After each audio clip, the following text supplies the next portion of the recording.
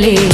High power ఉల్లాసం, high power ఉత్సాహం, high power ఆరోగ్యం, హై పవర్ ఆనందం. గుంటూరు వారి XXL మరియు హై పవర్ హార్స్ దేశవాళీ మినపగుళ్ళు. బంధాలు అనుబంధాలు మరింత దృఢంగా, మరింత బలంగా.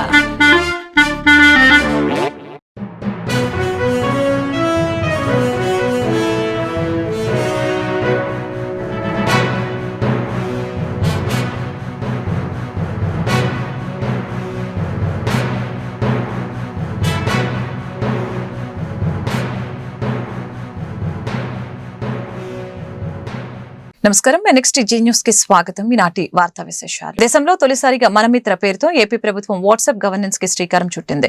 ఈ సేవలను ఉండవల్లిలోని నివాసంలో మంత్రి నారా లోకేష్ ప్రారంభించారు. దీనికోసం అధికారిక వాట్సాప్ నెంబర్ 9552300009 ని రాష్ట్ర ప్రభుత్వం కేటాయించింది.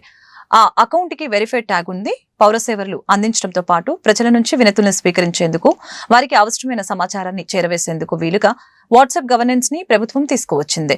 వాట్సాప్ గవర్నెన్స్ చంద్రబాబు 2.0 పనితీరికి మరొక మైలురాయని చెప్పారు. సర్టిఫికెట్ల కోసం కార్యాలయాల చుట్టూ తిరిగే పరిస్థితి ఇక రాదని అన్నారు. ఇప్పటివరకు ఎవరు చేయని విధానానికి శ్రీకారం చుట్టామని పేర్కొన్నారు. రెండో విడతలో టీటీడీ దర్శనం టికెట్లను అందుబాటులోకి తీసుకువస్తామని తెలిపారు. Raviji, for your support to this project. It means a lot. And of course to Divya, who's been behind the entire project and driving us, to Dinesh in RTG, to Prasad, who's been advising us, to Varaprasad, who's been driving it, and of course Bhaskar Garu, who's joined the team and is now going to lead it from the front. So ఇప్పుడు నుంచి ఏం పని చెప్పితే పొరపాట్లు ఉంటే అది భాస్కర్ గారు పొరపాటు, పని చేస్తే అది క్రెడిట్ నాకు. So respected dignitaries, media friends, all of you, thank you very much for making it.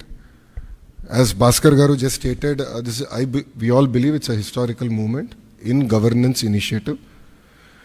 We have seen our leader Chandrababu Naidu Garu 1.0, and as he's saying, this is his 2.0, and this marks with his change in governance also and delivery of e-governance. I believe that this is a true transformation that we're going to achieve. Saying that, this is what we call the Manamitra. It's a WhatsApp governance initiative that's going to be launched by the government of Andhra Pradesh and Meta. It's here to deliver a seamless, efficient, citizen-centric public service delivery. You know, to this initiative, we believe that Andhra Pradesh is again at the forefront of e-governance initiatives. In the past, the entire nation used to look at Andhra Pradesh and what are we doing so they can adopt. I believe this is the first step in that direction, and from RTG, from IT department, you will be seeing more and more such initiatives coming. Our entire objective is to keep the citizen as center of our universe and look at what are all the touch points of the citizen, how do we resolve their problems, how do we ensure that on a day-to-day issues, both the government and the political system is not relevant. So to get basic documents, why should they come to a government office or why should they meet an MLA is a question, is a challenge that I have taken up. మీ అందరు తెలిసిందే, యువగలం పాదయాత్ర చేశాను, 3132 కిలోమీటర్లు నేను నడిచాను. ఈ ఆలోచన నాకు యువగలం పాదయాత్ర నుంచి మొదలైంది. మీరు ఒక్కసారి కానీ మా స్పీచ్లు కూడా మీరు చూస్తుంటే, నా స్పీచ్ చూస్తుంటే నేను పదే చెప్పేవాడిని. ఒక బటన్ నొక్కితే భోజనం వస్తుంది, ఒక బటన్ నొక్కితే సినిమా చూస్తున్నాం, ఒక బటన్ నొక్కితే ట్యాక్సీ వస్తుంది, కానీ ఒక బటన్ నొక్కితే ఎందుకు ప్రభుత్వం మీ దగ్గరికి రావట్లేదు, ఆ ఛాలెంజ్ నేను స్వీకరిస్తున్నానని ఆనాడు చెప్పా. అందుకే ఈరోజు మన మిత్ర, ప్రజల చేతిలోనే ప్రభుత్వం, ప్రజల చేతిలో పాలన. ఏపీ సీఎం చంద్రబాబు అధ్యక్షతన స్టేట్ ఇన్వెస్ట్మెంట్ ప్రమోషన్ బోర్డు 3వ సమావేశం ప్రారంభమైంది. ఇందులో 15 ప్రాజెక్టులకి సంబంధించి పెట్టుబడులకి ఆమోదం తెలుపుతూ నిర్ణయం తీసుకున్నారు. 44,776 కోట్ల పెట్టుబడులకి ఆమోదం తెలపనున్నారు. ఈ పెట్టుబడుల ద్వారా సుమారు 20,000 మందికి ఉద్యోగాలు కల్పించనున్నారు. గత 2 సమావేశాల్లో ఆమోదం పొందిన ప్రాజెక్టుల స్థితిగతులపైన చర్చించనున్నారు. ఒప్పందాలపై పరిశ్రమల యాజమాన్యులతో నిరంతరం చర్చలు జరిపి సాధ్యమైనంత త్వరగా ప్రాజెక్టులు వచ్చేలా చూడాలని సీఎం చంద్రబాబు తెలియజేశారు. తీవ్రమైన పోటీ నెలకొన్న నేటి పరిస్థితుల్లో త్వరలో ఫలితాలు రావాలంటే స్పీడ్ ఆఫ్ డూయింగ్ బిజినెస్ అమలు చేసి చూపాలని అధికారులకి సూచించారు. రాష్ట్ర స్థాయిలో అనుమతులు, క్షేత్రస్థాయిలో పనులపై కలెక్టర్లతో సమీక్ష చేయాలని ప్రధాన కార్యదర్శికి తెలిపారు. జాతిపిత మహాత్మా గాంధీ ఆశయాలకు కూటమి ప్రభుత్వం చిత్తశుద్ధితో అమలు చేస్తుందని గుంటూరు పశ్చిమ ఎమ్మెల్యే గల్లా మాధవి తెలిపారు. ఆయన స్ఫూర్తిని భావితరాలు ఆదర్శంగా తీసుకోవాలని పిలుపునిచ్చారు.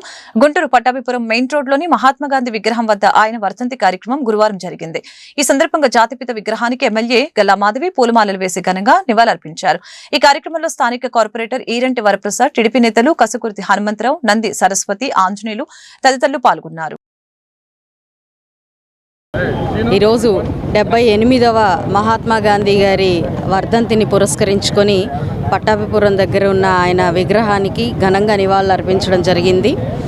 అహింసే తన ధర్మంగా, అహింసే పరమధర్మంగా భావిస్తూ బ్రిటిష్ వారిని భారతదేశం నుంచి తరిమికొట్టి స్వేచ్ఛావాయుల్ని పీల్చుకునేలాగా చేసిన మహోన్నత వ్యక్తి.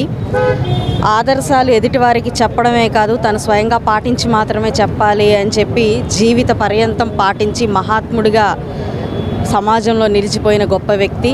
మన పితామహుడుగా, మన ఫాదర్ ఆఫ్ నేషన్గా ఈరోజు మనం ఆయన్ని గుర్తు చేసుకుంటూ ఉన్నాము అనంటే ఆయన జీవిత విధి విధానాలు పాటించిన ఆయన స్ఫూర్తియే మనకి ఆదర్శంగా. ఈరోజు ఆయన్ని గుర్తు చేసుకోవడం నిజంగా మనందరి కర్తవ్యం, మనందరి ధర్మం. ఇలాగ గణ నివాళులు అర్పించి కేవలం ఆయనకి దండ వేసి మాత్రమే గ్రాటిట్యూడ్ తెలుపుకునే పరిస్థితే తప్ప అంతకు మించి మనము అలాంటి మహామనిషికి ఏమీ చేయలేని పరిస్థితి. అయితే ఆయన స్ఫూర్తిలో ఏ ఒక్కటైనా అసత్యాన్ని కావచ్చు, లేదంటే అధర్మాన్ని కావచ్చు, లేదంటే అబద్ధాన్ని కావచ్చు, ఇలాంటివి ఏ ఒక్కటి పాటించినా కూడా మనం ఆయనకి నిజమైన నివాళులు కానివ్వండి, జయంతి కానివ్వండి చేస్తున్నట్టుగా మనం భావించవచ్చు. కాబట్టి ఈ నేటి తరానికి, భావి తరాలకి కూడా స్ఫూర్తిదాయకంగా నిలిచే ఆయన చరిత్రని మరొకసారి మనందరం స్మరణ చేసుకుంటూ ప్రతి ఒక్కరికి అందరికీ నమస్కారం.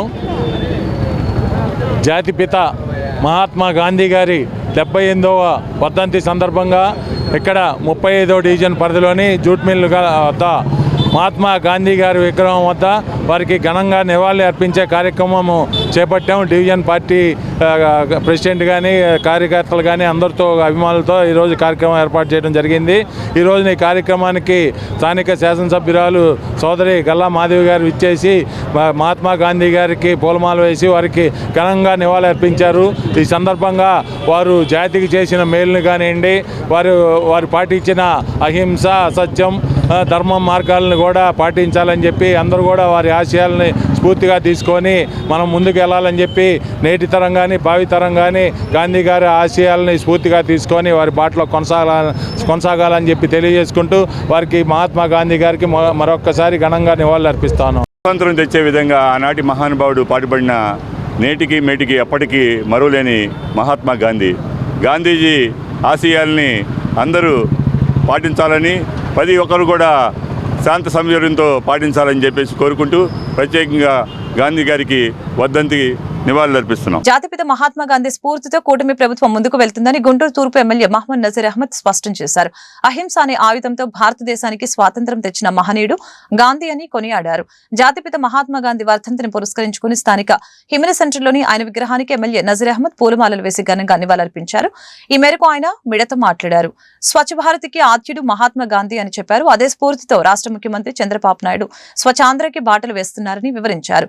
ఈ కార్యక్రమంలో బీజేపీ జిల్లా అధ్యక్షులు చెరుకూరి తిరుపతిరావు, టీడీపీ నేతలు కొనకల్ల సత్యం, నంబూరి గౌసు, ఫిరోజు తదితరులు పాల్గొన్నారు.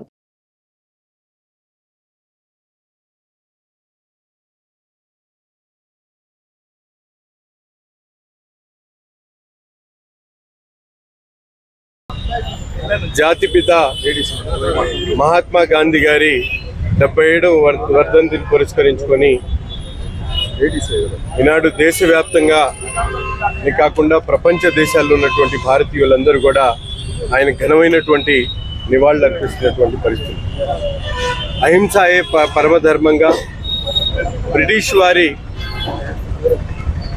సైన్యాన్ని ఎదిరించేటువంటి ఏకైక శక్తి శాంతి అని నమ్మి శాంతి పోరాటంతో భారతదేశానికి స్వాతంత్రం ఇచ్చినటువంటి మహానుభావుడు మహాత్మా గాంధీ గారు. యుక్త వయసులో ఉన్నటువంటి పిల్లల దగ్గర నుండి ముసలి వారి వరకు కులాలకు అతీతంగా, మతాలకు అతీతంగా, ప్రాంతాలకు అతీతంగా ప్రతి ఒక్కరిలో కూడా దేశభక్తిని పెంపొందించేటువంటి విధంగా అహింసా మార్గం ద్వారా ఎంతటి పోరాటైనా సాధించేటువంటి విధంగా భారతదేశాన్ని ముందుకు నడిపించినటువంటి మహానుభావుడు మహాత్మా గాంధీ గారు. అటువంటి మహానుభావుడిని స్మరించుకుంటూ ఆయన జయంతిని లేకపోతే వర్ధంతిని పురస్కరించుకొని కార్యక్రమాలు చేయడమే కాకుండా ఆయన ఇచ్చినటువంటి ఏదైతే పిలుపు ఉందో ప్రతి ఒక్క పిలుపుని కూడా ఈరోజు భారతదేశాలు ముందుకు ఉన్నాయి. ముఖ్యంగా స్వచ్ఛ భారత్ ఏదైతే మహాత్మా గాంధీ పూనుకున్నటువంటి భారతదేశంలో స్వచ్ఛత అనేది ఒక ఉద్యమంగా కొనసాగాలని ఆయన ఆలోచన విధానాన్ని ఈరోజు అందిపుచ్చుకొని రాష్ట్ర వ్యాప్తంగా ముఖ్యంగా స్వచ్ఛ భారత్ అనేది గాంధీ గారి స్ఫూర్తితో ఈరోజు రాష్ట్రంలో మా నాయకుడు చంద్రబాబు నాయుడు గారి ఆధ్వర్యంలో రాష్ట్రంలో ప్రతి మూల కూడా స్వచ్ఛతగా ఉండాలని చెప్పి అనేక కార్యక్రమాలు చేస్తూ స్వచ్ఛత భారత్ మిషన్ని అటు నరేంద్ర మోడీ గారు, పవన్ కళ్యాణ్ గారు, అలాగే మన నాయకుడు చంద్రబాబు నాయుడు గారు భారతదేశంలో పెద్ద ఎత్తున స్వచ్ఛతకు ప్రమాణాలు పాటిస్తూ ముందుకు సాగుతున్నటువంటి తరుణం ఈ మహాత్మా గాంధీ స్ఫూర్తితో ఈ ప్రభుత్వం ముందుకు సాగుతా ఉంది. కావున ప్రజలందరూ కూడా అదే స్ఫూర్తితో మహాత్మా గాంధీ స్ఫూర్తితో తప్పకుండా రాష్ట్రంలో, దేశంలో, మీ వీధిలో, మీ ఇంట్లో ప్రతి ఒక్కరు కూడా స్వచ్ఛత. గుంటూరు జిల్లా వైసీపీ కార్యాలయంలో మహాత్మా గాంధీ వర్ధంతి కార్యక్రమం గురువారం జరిగింది. ఈ సందర్భంగా ఆయన చిత్రపటానికి వైసీపీ గుంటూరు జిల్లా అధ్యక్షులు అంబటి రాంబాబు, వైసీపీ గుంటూరు పల్నాడు నియోజకవర్గాల పరిశీలకులు మోదుగురు వేణుగోపాల్ రెడ్డి, గుంటూరు నగర మేయర్ కావటి మనోహర్ నాయుడు, గుంటూరు తూర్పు నియోజకవర్గ వైసీపీ నాయకురాలు నూరి ఫాతిమా, డిప్యూటీ మేయర్ డైమండ్ బాబు పూలమాలలు వేసి ఘనంగా నివాళులర్పించారు. ఆయన ఆశయాలను వైసీపీ ముందుకు తీసుకువెళ్తుందని సందర్భంగా తెలిపారు. మహాత్మా గాంధీ గారి వర్ధంతిని పురస్కరించుకుని వారికి వాళ్ళ వైఎస్ఆర్ కాంగ్రెస్ పార్టీ జిల్లా ఆఫీసులో మేమందరం ఘనంగా నివాళులు అర్పించడం జరిగింది. మానవాళికి ఒక మార్గాన్ని నిర్దేశించినటువంటి వ్యక్తి మహాత్మా గాంధీ. విప్లవాల ద్వారా, హింస ద్వారా ఏదో సాధిస్తాం అనుకునే వారందరికీ కూడా ఒక మంచి సందేశాన్ని ఇచ్చినటువంటి వ్యక్తి మహాత్మా గాంధీ. రవి అస్తమించని బ్రిటిష్ సామ్రాజ్యాన్ని శాంతియుతంగా ఒక చెంప మీద కొడితే మరొక చెంప చూపించండి అనేటువంటి ఉద్దేశంతో, ఉద్యమంతో బ్రిటిష్ వారిని పారద్రోలినటువంటి వ్యక్తి మహాత్మా గాంధీ. మహాత్మా గాంధీ గారి సిద్ధాంతాన్ని ప్రపంచంలో అనేక మంది ఆచరించేటటువంటి ప్రయత్నం చేశారు. అమెరికాలో కూడా మార్టిన్ లూథర్ కింగ్ మన మహాత్మా గాంధీ గారి ఆదర్శంగా తీసుకొని ఆయన కూడా అహింసయుతంగా యుద్ధం చేశాడు. ఆయన కూడా అలాగే కాల్చి చంపేశారు. అలాంటి గొప్ప మహాత్మా గాంధీని మన భారతదేశంలో గాడ్సే లాంటి దుర్మార్గులు కాల్చి చంపటం చాలా బాధాకరమైనటువంటి అంశం. నేను ఒకసారి చైనా వెళ్ళినప్పుడు ఇండియా అంటే గుర్తుపట్ల ఒక ఆయన మహాత్మా గాంధీ గారు పుట్టిన స్థలం అనగానే ఓహో ఆయన మహాత్మా గాంధీ గారు మాకు తెలుసు. అంత ఖ్యాతి చెందినటువంటి వ్యక్తి మహాత్మా గాంధీ. ఆయన మార్గంలో మనం అందరం ముందుకు వెళ్ళి శాంతియుతంగా మానవాళిని ముందుకు తీసుకువెళ్ళాలని ఈ సందర్భంగా కోరుతున్నాను. అహింసా సిద్ధాంతం ద్వారా ఏదైనా సాధించవచ్చు అనేటువంటి చాటి చెప్పినటువంటి మహాత్మా గాంధీ హత్యకు గురైనటువంటి రోజు. అయితే హత్య చేసిన వారు ఎవరు అనేది భారతదేశం మొత్తానికి తెలుసు. అటువంటి వాళ్ళు ఈ రోజున సెక్యులర్ భావాలని పక్కన పెట్టి కమ్యూనల్ భావాలను తోటి రాజ్యం వెళ్తున్నటువంటి వాళ్ళు గాంధీ జయంతి వర్ధంతులు చేయడానికి అనర్హులు అని చెప్పి నేను గంటపదంగా చెప్పగలుగుతున్నాను. అయితే ఆయన మరణాన్ని, ఆయన జన్మాన్ని రాజకీయం కంటే కూడా జాతీయ పరంగా చూడాల్సినటువంటి బాధ్యత మన భారత పౌరుల మీద ఉంది. అందుకని ఆయన దాదాపు మనకు దూరమై దాదాపు 75 సంవత్సరాలు పైనప్పుడు కూడా జయంతి వర్ధంతి రెండు మరి భావితరానికి ఆయన విలువలను ఇచ్చుకుంటూ is not past, is a future. ఈరోజు భారతదేశంలో కూడా ప్రజల యొక్క మమైక్యం వల్ల, ఆయన ఇచ్చినటువంటి సెక్యులర్ భావాల వల్ల ఈరోజు విప్లవం లేకుండా సస్యశ్యామలంగా ఆనందంగా అందరం బతుకుతున్నాం. అందుకని ఆయనకు ఘనమైన నివాళులర్పిస్తూ వైఎస్ఆర్ కాంగ్రెస్ పార్టీ జిల్లా అంబటి రాంబాబు గారి నాయకత్వంలో మళ్ళీ అక్టోబర్ 2 జననం, మళ్ళీ దాదాపు ఈ యొక్క 30వ తారీఖు జనవరి. జాతిపిత మహాత్మా గాంధీ సిద్ధాంతాలైన శాంతి, సౌభ్రాతృత్వం, సమానత్వం కోసం ప్రతి ఒక్కరూ పాటుపడాలని మాజీ మంత్రి టీడీపీ నాయకులు డాక్టర్ మాణిక్య వరప్రసాద్ పిలుపునిచ్చారు. పేదరికం లేని భారతావని ఆయన కళ అని గుర్తు చేశారు. విద్య ద్వారానే సమాజ వికాసం సాధ్యమని, ఆ దిశగా పాలకులు నూతన సంస్కరణలు తీసుకుని రావాలని చెప్పారు. గురువారం మహాత్మా గాంధీ వర్ధంతిని పురస్కరించుకొని స్థానిక హిమనీ సెంటర్లోని ఆయన విగ్రహం వద్ద Amaravati institute of social sciences ఆధ్వర్యంలో మహాత్మా మళ్లీ రావాలి అనే వినూత్న కార్యక్రమం జరిగింది. ఈ సందర్భంగా మాజీ మంత్రి డాక్టర్ మాణిక్య వరప్రసాద్, మాజీ ఎమ్మెల్సీ కెఎస్ లక్ష్మణరావు, వల్లంరెడ్డి, లక్ష్మణరెడ్డి గాంధీ విగ్రహానికి పూలమాలలు వేసి ఘనంగా నివాళులర్పించారు. అనంతరం వారు మీడియాతో మాట్లాడారు. మహాత్మా గాంధీ జీవితాన్ని అందరూ ఆదర్శంగా తీసుకోవాలని పిలుపునిచ్చారు.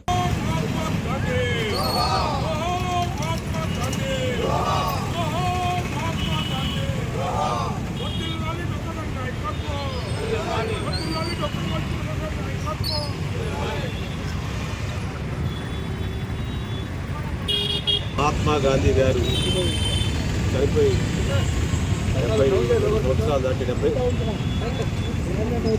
మహాత్మా గాంధీ గారి వర్ధంతి సందర్భంగా ఒకసారి వారి సేవలను మననం చేసుకోవడానికి, వారు దేశానికి ఇచ్చినటువంటి గొప్ప విలువైన సందేశాలని ఒకసారి మననం చేసుకోవడానికి ఈరోజు గాంధీ వర్ధంతిని నిర్వహిస్తూ ఉన్నాం. Amaravati institute of social sciences, Janachaitanya ఇలాంటి సంస్థల ద్వారా ఈరోజు కార్యక్రమం నిర్వహిస్తూ ఉన్నాం. మహాత్మా గాంధీకి ఏ విలువల కోసం మరణించాడు, దేనికోసం త్యాగం చేశాడో ఒకసారి మననం చేసుకోవాల్సిన అవసరం ఉంది. ఆయన యొక్క విలువలు, ఆయన యొక్క సందేశాన్ని మనందరం గుర్తుపెట్టుకోవాలి. మత స్థానం కోసం హిందూ, ముస్లింలు, క్రైస్తవులు అందరూ కలిసిమెలిసి ఒక పటిష్టమైన భారతదేశాన్ని నిర్మించాలని ఆయన పరితపించాడు. ఆయన తన ప్రాణాలు అర్పించాడు. అదేవిధంగా దరిద్ర నారాయణ కోసం, దరిద్రులు అనేది వాడు ఉండడానికి వీల్లేదు, దరిద్రుడు అనేది ఒక నారాయణ లాంటి వాడిని ప్రేమించండి, దరిద్రుడిని ఆదుకోండి అని చెప్పి దరిద్ర నారాయణ కోసం బాధపడిన వ్యక్తి మహాత్మా గాంధీ గారు. ఆయన ఈ దేశంలో ఉన్నటువంటి పేదరికం పోవాలి, మహిళలకు హక్కులు రావాలి, దళితులకి అన్నితో సమానమైన హక్కులు రావాలని పరితపించిన త్యాగపురుషుడు మహాత్మా గాంధీ గారు. ఈరోజు విద్యారంగంలో అనేకమైన మార్పులు చూస్తూ ఉన్న ఈరోజు ఆసర్ అనే సంస్థ మన రాష్ట్రంలో విద్యా వ్యవస్థ భ్రష్టు పట్టిందని చెప్తా ఉన్నారు. అందువల్ల దాని ద్వారా విద్యా ప్రమాణాలు పెంచాలి. ఆయన నయా తాలిస్మాన్ని ఆదర్శంగా తీసుకొని మహాత్మా గాంధీ గారు ప్రవచించినటువంటి నయా తాలిస్మాన్ని ఒక ఆదర్శంగా తీసుకొని ఆంధ్రదేశంలో విద్యా వ్యవస్థను సంస్కరించాల్సిన అవసరం ఉంది. ఆ దిశగా రాష్ట్ర విద్యాశాఖ పరుగులు ఆలోచించాలని చెప్పి విజ్ఞప్తి చేస్తా ఉన్నాం. అదేవిధంగా అనేకమైన పేద వర్గాలపై దాడులు జరుగుతూ ఉన్నాయి, ఎస్సీ ఎస్టీలపై దాడులు జరుగుతూ ఉన్నాయి, మహిళలపై దాడులు జరుగుతూ ఉన్నాయి. ఇది గాంధీ యొక్క ఆలోచనలకు అది విరుద్ధం. దాని మీద రాష్ట్ర ప్రభుత్వం, కేంద్ర ప్రభుత్వం సరైన చర్యలు తీసుకొని వాళ్ళ యొక్క అత్యాచారాలను అరికట్టాలని, నేరస్తులు శిక్షించాలని చెప్పి విజ్ఞప్తి చేస్తూ ఉన్నాను. ఈ సందర్భంగా మేము విజ్ఞప్తి చేసేదంటే, మహాత్మా గాంధీ గారు ఆయన యొక్క ప్రాణాలు విడిచిన సందర్భం ఈ దేశం యొక్క ఐక్యత కోసం, ఈ దేశంలో మత సామరస్యం కోసం ఆయన మరణించాడు. ఆయన ప్రాణం త్యాగం చేశాడు. ఈ దేశంలో పేదరిక నిర్మూలన కోసం ఆయన ప్రాణం త్యాగం చేశాడు. ఆ విలువల కోసం అందరం కలిసి పనిచేద్దాం. గుంటూరు ఆరగ్రహారం శ్రీ కన్యకా పరమేశ్వర అమ్మవారి దేవస్థానంలో అమ్మవారి ఆత్మార్పణ దినోత్సవాన్ని పురస్కరించుకొని ఈ నెల 31వ తేదీ నుంచి ఫిబ్రవరి 4వ తేదీ వరకు ప్రత్యేక ఆధ్యాత్మిక కార్యక్రమాలు జరుగుతాయని అర్బన్ జిల్లా ఆర్యవైశ్య సంఘం అధ్యక్షులు గుడివాడ రవీంద్ర కుమార్, ఈరెంట వరప్రసాద్, కొనకల్ల సత్యం తెలిపారు.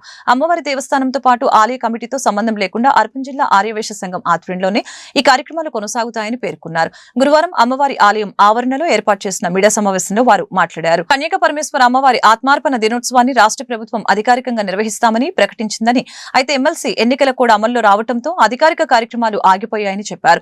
అయినా అర్బన్ జిల్లా ఆర్యవైశ్య సంఘం ఆధ్వర్యంలో ఈ కార్యక్రమాలు ఘనంగా జరుగుతున్నాయని తెలియజేశారు. ఆధ్యాత్మిక కార్యక్రమాల పేరుతో అక్రమ వసూళ్లకు పాల్పడుతున్నామని ఓ ప్రముఖ దినపత్రికలో వచ్చిన వార్తని వారు ఖండించారు. కావాలని కొంతమంది అక్కస్తో ఇలాంటి ఆరోపణలు చేస్తున్నారని ధ్వజమెత్తారు. ఈ కార్యక్రమంలో ఆలయ చైర్మన్ నిడమానూరి సురేష్, కోట శేషగిరి, బొలిశెట్టి బాపారావు, బైసాని ఇందుమతి, దేవరశెట్టి సురేష్ బాబు తదితరులు పాల్గొన్నారు. జైవాసవి అండి. ఈ రోజున మీడియా మిత్రులకి, ఆర్యవైశ్య ప్రముఖులకు, ఆర్యవైశ్య సమాజానికి మేము ఈ సమావేశం సందర్భంగా తెలియజేస్తుంది ఏంటంటే, శ్రీ వాసవి కన్యకా పరమేశ్వరి అమ్మవారి ఆత్మార్పణ దినోత్సవము రేపు 31వ తేదీన శుక్రవారం పూట మన కన్యకా పరమేశ్వరి అమ్మవారి దేవస్థానంలో జరుగుతుంది. దీన్ని రాష్ట్ర ప్రభుత్వము అధికారిక కార్యక్రమంగా గుర్తించి ప్రభుత్వ లాంఛనాలతో ప్రభుత్వం తరపున ఒక మంత్రి గారో లేకపోతే ఎమ్మెల్యే గారో లేకపోతే ప్రభుత్వ ప్రతినిధిగా ఎవరైతే నియమింపబడ్డారో వారు వచ్చి అమ్మవారికి పట్టు వస్త్రాలు సమర్పించి ఈ కార్యక్రమంలో పాల్గొనే విధంగా జీవో జారీ చేయడం జరిగింది. కానీ నిన్న ఎమ్మెల్సీ ఎన్నికల కోడ్ వచ్చిన సందర్భంగా అధికారికంగా కార్యక్రమాన్ని వారు నిలిపివేశారు, కోడ్ అమల్లో ఉందని. కాకపోతే మంత్రులు కానివ్వండి, ఎమ్మెల్యేలు కానీ వారు వచ్చి అమ్మవారిని దర్శించుకొని అమ్మవారి ఆశీస్సులు తీసుకొని వెళ్తారు. కాబట్టి దీన్ని అధికారిక కార్యక్రమం కూడా సందర్భంగా అట్లా ఆపివేయడం జరిగింది.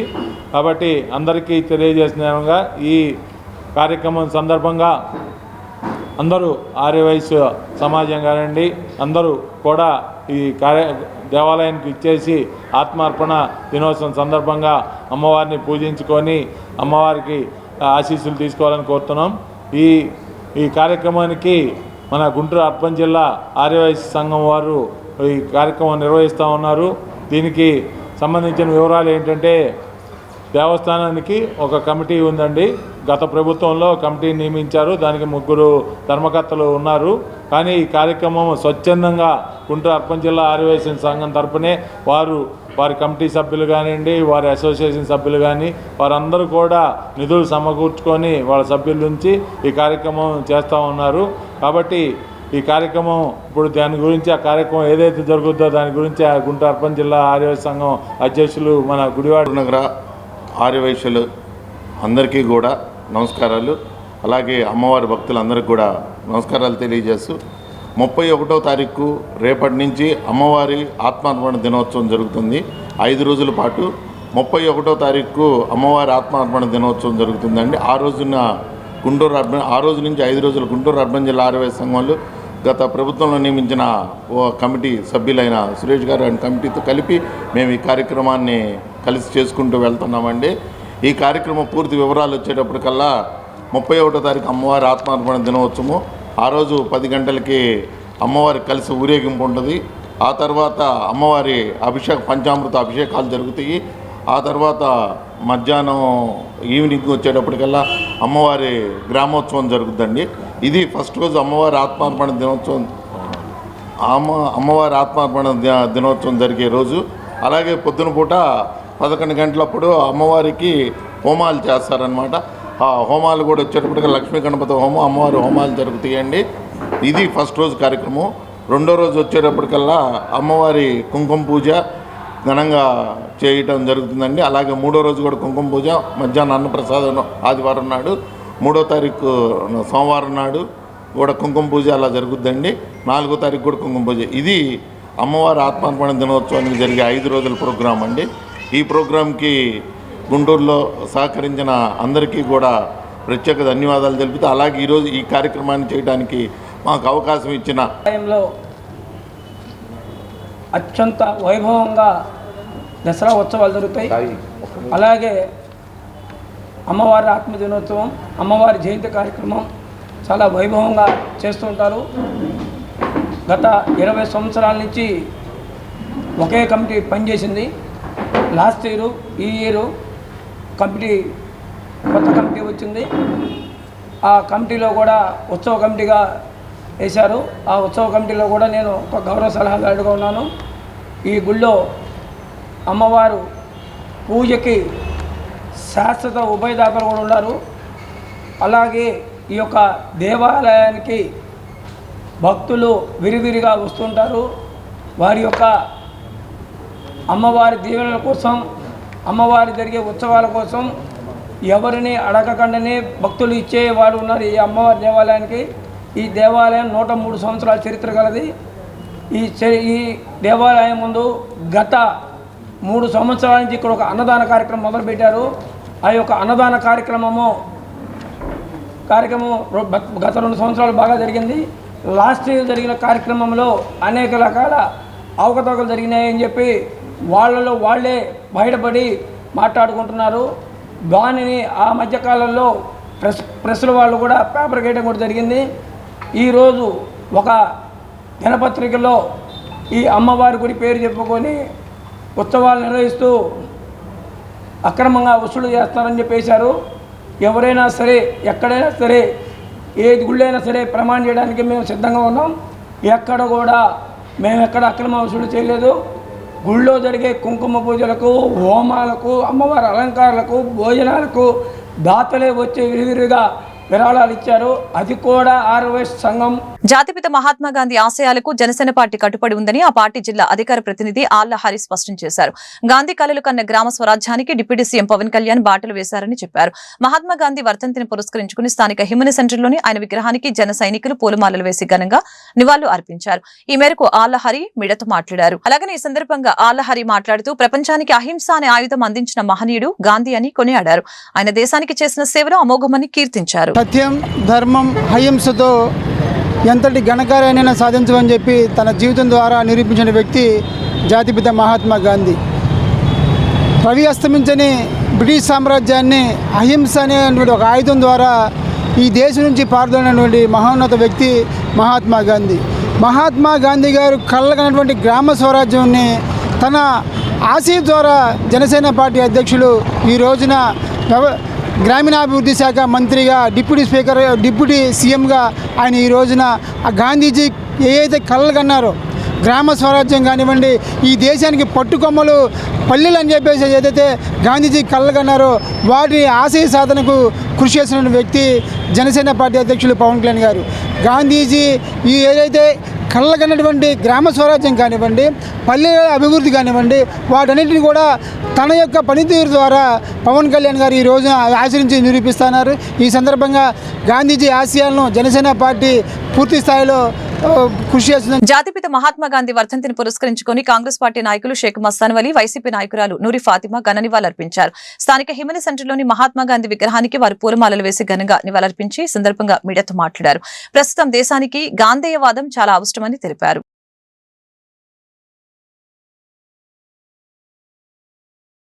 కేవలం 5 రూపాయలకే భోజనం అందించి పేదల కడుపులు నింపుతున్నాయి అన్నా క్యాంటీన్లు. ఉదయం టిఫిన్, మధ్యాహ్నం లంచ్, నైట్ డిన్నర్ ఇక్కడ లభించనుంది.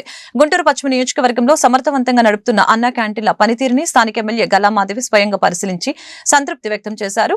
అలాగే గురువారం చుట్టుకుంట సెంటర్లో ఉన్న అన్నా క్యాంటీన్ ని ఆమె సందర్శించి పేదలతో కలిసి భోజనం చేశారు. ఇక్కడ అందించే ఆహార విషయంలో శుచి, శుభ్రత, నాణ్యత ప్రమాణాలు ఎలా ఉన్నాయో ఎమ్మెల్యే అక్కడ ఆహారాన్ని భుజించే వారిని అడిగి తెలుసుకున్నారు. కార్యక్రమంలో ఎమ్మెల్యే వెంట కూటమి నాయకులు కూడా ఉన్నారు. గుంటూరు కార్పొరేషన్ స్టాండింగ్ కమిటీ ఎన్నికల నేపథ్యంలో టీడీపీ, వైసీపీ నేతల మధ్య మాటల యుద్ధం నడుస్తుంది. బుద్ధున్నోడెవడైనా కార్పొరేషన్లని డబ్బులతో కొంటారా అని కేంద్ర సహాయ మంత్రి పెమ్మసాని చంద్రశేఖర్ వైసీపీని ఉద్దేశించి వ్యాఖ్యానించారు. దీనికి కౌంటర్ గా అంబటి రాంబాబు కాస్త ఘాటుగానే స్పందించారు. ఫ్యాన్ గుర్తుపై గెలిచిన వైసీపీ కార్పొరేటర్లని టీడీపీ కండవాలు కప్పటం ఏంటని నిలదీశారు. ఏంటి అభివృద్ధి కార్యక్రమాలు చూసి టీడీపీలోకి వస్తున్నారా? అదే ఆయన చెబితే మేము నమ్మాలా అని అంబటి సెటర్ వేశారు. వైసీపీ కార్పొరేటర్లని సంతలో పశువులుగా కొన్నట్లుగా కొనటానికి ఎమ్మెల్యేలు ఇంటింటికి తిరుగుతున్నారని విమర్శించారు. గుంటూరులో అంబటి రాంబాబు మీడియాతో మాట్లాడారు. కూటమి ప్రభుత్వంపై వ్యతిరేకత శరవేగంగా పెరుగుతుందని చెప్పారు. మేయర్పై అవిశ్వాస తీర్మానం అంటూ మేము కక్కిన కూటికి ఆశపడుతున్నారా అని ధ్వజమెత్తారు. వారికి దిమాకా ఖరాబ్ అయింది, అందువల్లే వైసీపీ వాళ్ళు ఈ రకంగా మాట్లాడుతున్నారని ఎవరన్నారు? కేంద్ర మంత్రి గారు పెమ్మసాని చంద్రశేఖర్ గారు అన్నారు. అది నేను కూడా టీవీలో చూసా.